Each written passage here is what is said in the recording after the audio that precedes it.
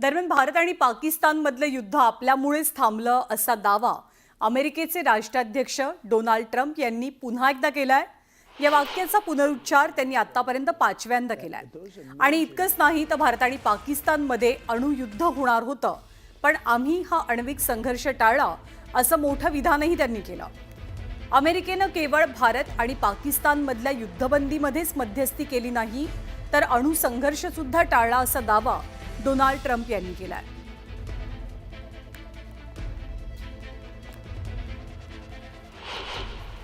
You had a couple of foreign policy successes even right before this trip. You picked up the phone and called two nuclear powers, India and Pakistan, and you got them to step back from the brink.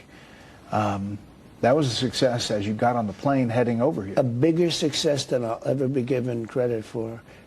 Those are major nuclear powers. Those are not like a little bit. And they were angry. And the next phase was probably, did you see where it was getting, it was tit for tat. And it was getting deeper and more, I mean, more missiles. Everyone was stronger, to a point where the next one's going to be, you know what, the N-word. You know what the N-word is, right? Nuclear. Yeah. Thank you. Thank you for the clarification. I figured you'd want to clean that up. No, it's the N-word. आणि केंद्र सरकारनं सर्वपक्षीय खासदारांच्या एका शिष्टमंडळाचं नेतृत्व काँग्रेसचे खासदार शशी थरूर यांना देत काँग्रेसची एक प्रकारे कोंडी केल्याचं पाहायला मिळालं। त्यामुळे जागतिक स्तरावरती पाकिस्तानचा बुरखा फाडण्याआधीच केंद्र सरकारनं काँग्रेसवरही राजकीय स्ट्राईक केल्याची चर्चा आहे।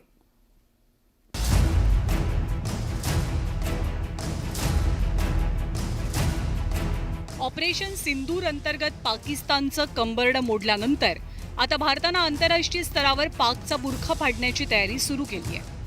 याचाच भाग म्हणून भारत मे महिन्याच्या अखेरीस सर्वपक्षीय खासदारांची 7 शिष्टमंडळं विविध देशांना आणि संयुक्त राष्ट्र परिषदेच्या सदस्य देशांना भेटी देणार आहेत। पण यात काँग्रेसचे नेते शशी थरूर यांची निवड करत भाजपनं काँग्रेसला चेकमेट केल्याचं दिसतंय।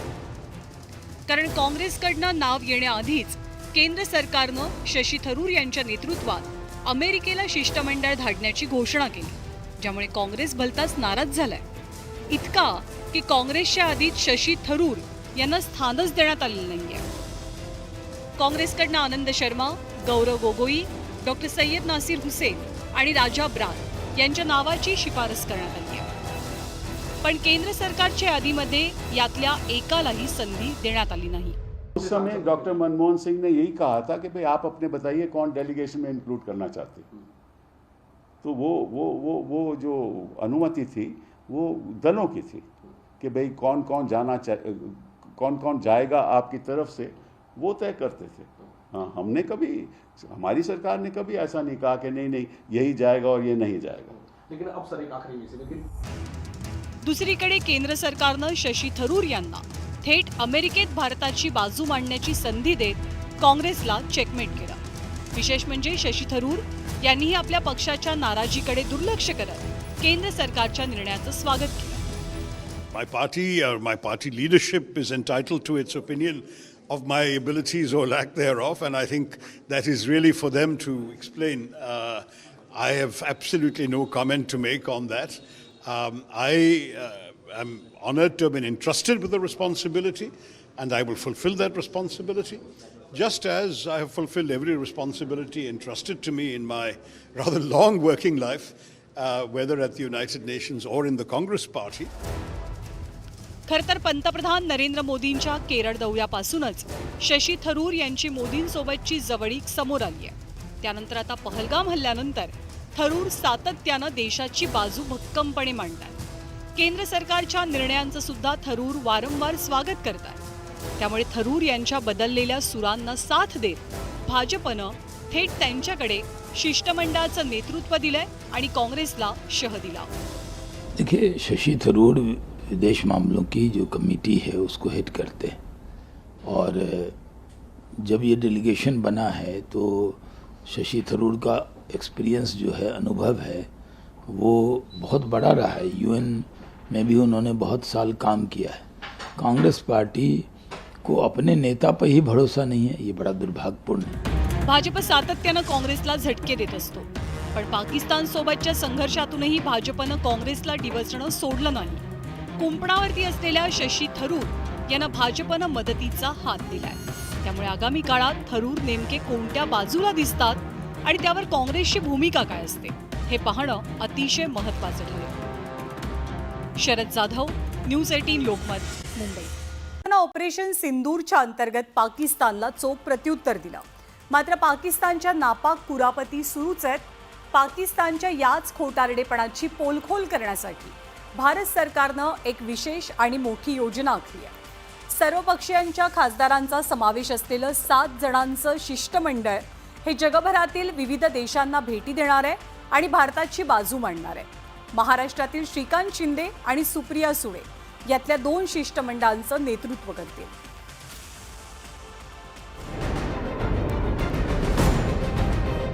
भारतीय लष्करानं पाकिस्तानला चांगलीच अद्दल घडवली. ऑपरेशन सिंदूरनंतर पाकिस्तानला दिवसातारे दाखवले. अण्वस्त्र हल्ल्याची धमकी देणाऱ्या पाकिस्तानला 2च दिवसात भारताच्या हल्ल्यामुळे कापरं भरलं. भारताच्या हवाई हल्ल्यात पाकिस्तानातले दहशतवादी तळ उद्ध्वस्त झाले. भारतावरती ड्रोन आणि मिसाईल हल्ला करणाऱ्या पाकिस्तानला मग भारतीय हवाई दलानं जोरदार तडाखा दिला. पाकिस्तानमधले प्रमुख 9 एअरबेसेस हवाई हल्ल्यात उद्ध्वस्त केले गेले. ब्रह्मोसच्या माऱ्यात पाकिस्तानच्या हवाई दलाचं प्रचंड नुकसान झालं.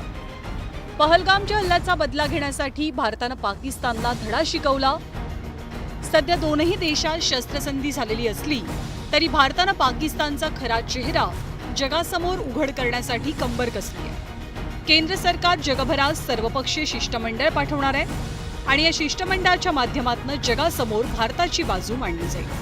विशेष म्हणजे केंद्राच्या 7 शिष्टमंडळांपैकी 2 शिष्टमंडळांचं नेतृत्व महाराष्ट्रातल्या खासदारांकडे असेल. भारतच नाही, आज हे टेररिझम जे आहे हे US पर्यंत बाकी सगळ्या देशांमध्ये पण गेलेलं आहे, जे इथून सुरुवात झालेली आहे. तर हे सगळं सांगण्याचं एक संधी जी आहे, एक जबाबदारी जी आहे, ही भारताने जी आहे, आमचे प्रधानमंत्री नरेंद्र मोदीजींनी जी आहे ती माझ्यावरती सोपवलेली आहे. माझ्यासारख्या अनेक 7 अजून डेलिगेशन जाणार, 7 अजून लीडर्स वेगवेगळ्या पार्टीच्या पक्षाचे लोक जाणार आहेत. एक मोठी जबाबदारी आहे. ती जबाबदारी पूर्ण निष्ठेने जे आहे हे पार पाडण्याचा प्रयत्न माझा असेल. राष्ट्रवादीच्या खासदार सुप्रिया सुळेंच्या नेतृत्वात एक शिष्टमंडळ दक्षिण आफ्रिका आणि इजिप्तमध्ये जात ऑपरेशन सिंदूरबाबत भारताची बाजू मांडली. तर शिवसेनेचे खासदार Shrikant Shinde UAE, Middle East आणि आफ्रिकेतल्या देशांना भेटी देत पाकिस्तानचा बुरखा फाडतील. या 8 कमिटीज आहेत. या 8 कमिटीज 10 दिवसात 5 ते 6 देश फिरणार आहेत आणि हे 22 किंवा 23 तारखेला या ग्रुप जातील आणि 10 दिवसाचा तो दौरा. पाकिस्तान लष्करी संघर्षामध्ये केंद्र सरकार आता जगभरात पाकिस्तानची पोलखोल करणार आहे. या आंतरराष्ट्रीय कूटनीतीच्या लढाईमध्ये महाराष्ट्रातल्या 2 खासदारांवर केंद्रानं मोठी जबाबदारी सोपवली. माझ्यासाठी ती खूप मोठी गोष्ट आहे. माझ्या आयुष्यातला खूप मोठा क्षण आहे की भारताचं नेतृत्व करण्याची एक जबाबदारी एवढ्या कमी वयामध्ये माझ्यावरती आलेली आहे आणि ती मला नरेंद्र मोदीजींनी दिली. मी त्यांचा खूप खूप धन्यवाद व्यक्त करतो. आणि अशा या जबाबदारीतून आपल्या देशाचं पॉईंट ऑफ व्ह्यू काय, आपल्या देशाचं टेररिझमच्या अगेन्स्ट मधलं स्टँड काय आहे, 0 टॉलरन्स अगेन्स्ट टेररिझम हा जो स्टँड आहे हा बाकी देशांच्या पुढे जाऊन मांडण्याचा एक संधी आज देशाने दिलेली आहे. पाकिस्तान विरोधातल्या लढाईमध्ये शिष्टमंडळाच्या माध्यमातून जागतिक पातळीवर पाठिंबा मिळवण्याचा प्रयत्न भारताकडनं केला जाईल. खरं तर भारत पाक संघर्षात काही बोटावर मोजण्या इतक्याच देशांनी पाकिस्तानला पाठिंबा दिला. तर रशिया आणि इस्रायलसह काही युरोपियन देशांनी भारताची बाजू लावून धरली. या पार्श्वभूमीवर केंद्राकडनं पाठवल्या जाणाऱ्या शिष्टमंडळाला महत्त्व प्राप्त झालंय.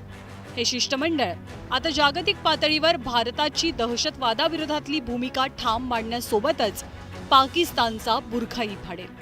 Bureau report, news 18 Lokmat. आणि पहलगामच्या दहशतवादी हल्ल्यानंतर भारतानं दहशतवाद्यांच्या विरोधात मोहीमच हाती घेतली आहे. ऑपरेशन सिंदूरनं पाकिस्तानमधील दहशतवाद्यांचे अड्डे हे भारतीय सैन्यानं उद्ध्वस्त केले. तर आता भारताला हव्या असलेल्या दहशतवाद्यांची एक यादीच पाकिस्तानला भारत पाठवेल अशी माहिती पुढे येते.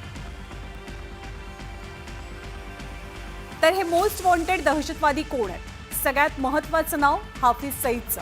हाफिज सईद 2008च्या मुंबई हल्ल्याचा सूत्रधार आहे आणि तो लष्कर ए तोयबाचा म्होरक्या आहे. त्या पुढचं नाव आहे मसूद अझहरचं. मसूद अझहर हा कुख्यात दहशतवादी आहे. तो पुलवामा हल्ल्याचा मास्टरमाइंड आहे आणि तो जैश ए मोहम्मदचा म्होरक्या आहे. त्या पुढचं नाव आहे दाऊद इब्राहिमचं. तो अंडरवर्ल्डचा डॉन आहे, डी कंपनीचा म्होरक्या आहे आणि मुंबईच्या 1993 सालच्या बॉम्बस्फोटांचा तो सूत्रधार आहे. खून, खंडणी आणि अनेक अपहरणाचे आरोप दाऊद इब्राहिमवरती आहे. पुढचं नाव सईद सलाहुद्दीनचं. कुख्यात दहशतवादी आहे. हिजबुल मुजाहिद्दीनचा तो म्होरक्या आहे आणि काश्मीरमध्ये आजवर त्यानं अनेक दहशतवादी कारवाया पार पडलेल्या आहेत.